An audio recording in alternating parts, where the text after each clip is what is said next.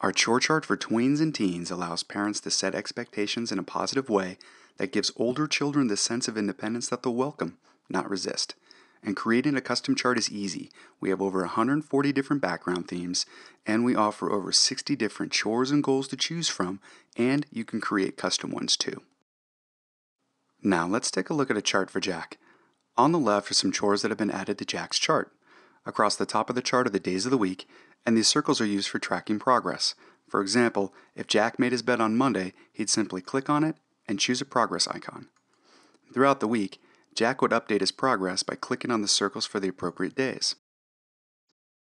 And on the right side of the chart, you see the days in a row counter that tracks progress in two ways. First, it displays the consecutive number of days in a row progress was made on a chore, and if a day was skipped, then the counter resets itself.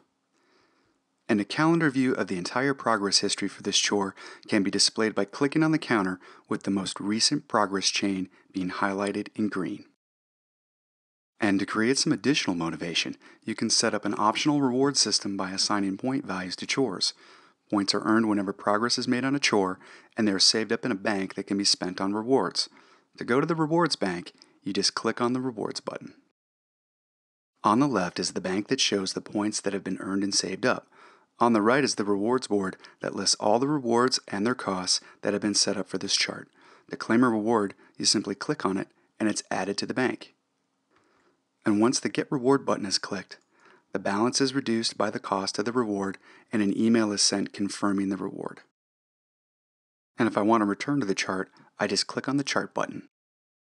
A chart can be printed at any time by clicking on the Print button, and if I want to add or remove chores to a chart, change the background theme, or reward point values, I can edit the chart by clicking on the Edit button. My name's Michael, I'm the founder of Goal For It, and I hope you find the site helpful.